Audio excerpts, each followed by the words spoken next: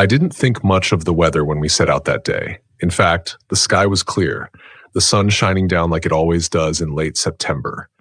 The forecast had mentioned some scattered showers, but nothing more than that.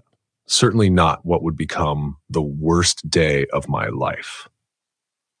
We were headed to a local park just outside of Asheville. It wasn't far, about a 15-minute drive from home, and we'd been planning the picnic for a week. My wife, Karen, packed the basket with sandwiches, snacks, and drinks, while our two kids, Ethan and Lily, were already planning games and races in the field.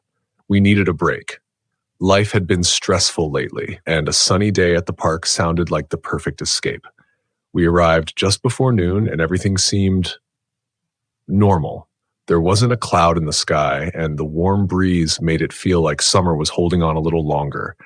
I remember parking the car, unloading the picnic basket, and spreading out the blanket near an old oak tree.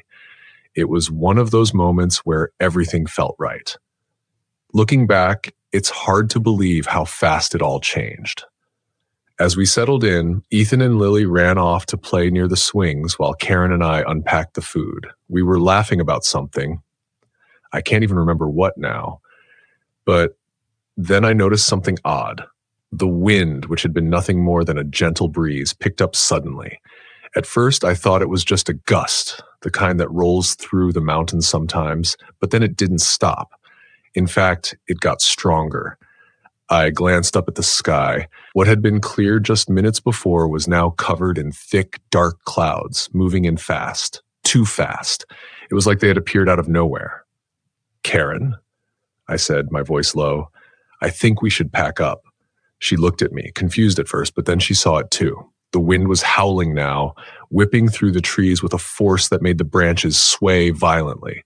Ethan and Lily came running back, their faces pale, their eyes wide. "Dad, the swings are flying!" Ethan shouted. I turned to look, and sure enough, the swings were moving wildly, like they were caught in a tornado. My heart pounded in my chest. This wasn't just a storm. Something was very wrong. "Everyone, grab the stuff! We need to get to the car!" I shouted, my voice barely audible over the wind. But as soon as we started to gather our things, it was like the storm decided to unleash everything it had. A powerful gust tore through the park, and the picnic basket flew out of Karen's hands, its contents spilling across the field. Plates, cups, napkins, everything scattered like leaves in the wind. "Forget the stuff. Just go!" I yelled, but before any of us could move, we were hit by another blast of wind. This one knocked us off our feet, and I remember reaching out, grabbing onto the edge of a park bench to keep from being swept away. Karen grabbed Lily, holding her tight, while Ethan clung to me with wide, terrified eyes. We were huddled together, barely able to move as the storm raged around us. The wind was deafening, and it felt like the world was coming apart.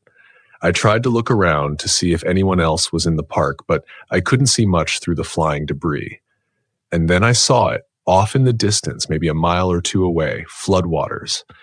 They were rolling in fast, coming from the direction of the French Broad River. My heart sank. The river must have overflowed. The realization hit me like a punch to the gut.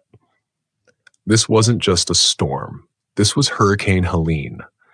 I didn't know much about the storm at the time, just that it had been hovering over the Gulf for a few days.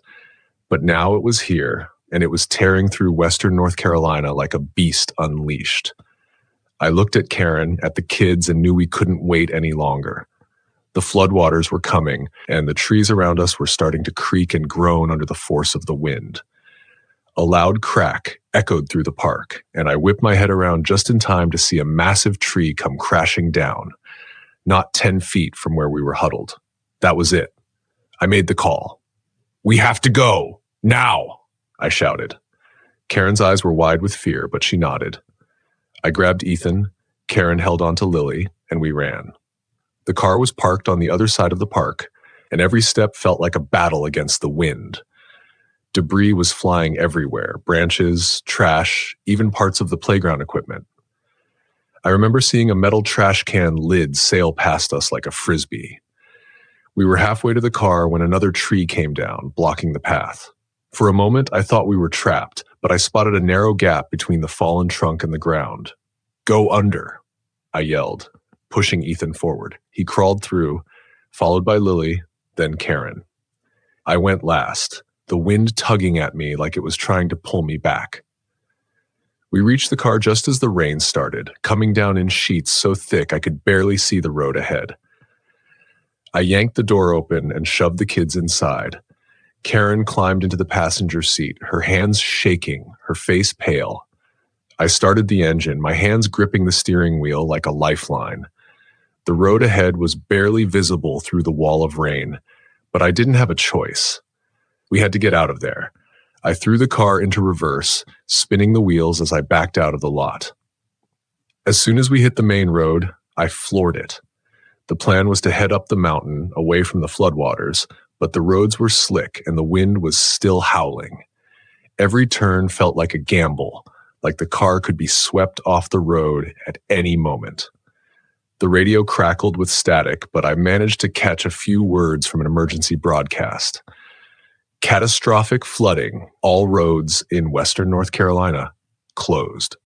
But we were already on the road, driving up the mountain, and there was no turning back. Behind us, I could hear the roar of the floodwaters getting closer. The storm wasn't letting up, and the rain was coming down harder than ever.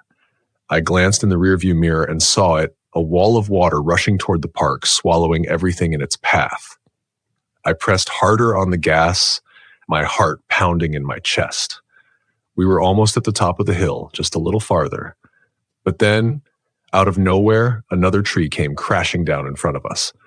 I swerved to avoid it, the tires screeching on the wet pavement. The car skidded, nearly going off the road, but I managed to regain control just in time. "We're almost there," I muttered under my breath, more to myself than to anyone else. Finally, we reached a clearing near the top of the hill, a spot where the road widened. I pulled over, my hands shaking, my knuckles white from gripping the steering wheel. We were safe. For now. I turned to Karen, who was holding Ethan and Lily in the back seat, all three of them soaked, their faces pale with fear. "We're okay," I said, though I wasn't sure if I believed it. Outside, the storm continued to rage, but from our vantage point, we could see the floodwaters below, rushing through the park, through the streets, carrying debris with it. Cars, trees, even parts of buildings were being swept away. It was like nothing I'd ever seen before. We stayed there for hours, watching as the storm tore through everything in its path.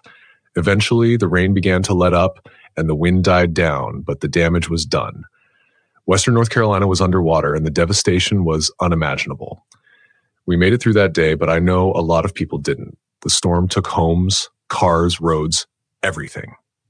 It'll take years to rebuild, and I'm not sure this place will ever be the same.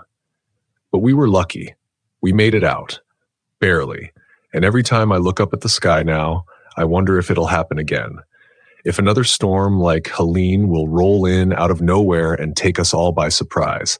Because I know now that it can happen, and it can happen fast.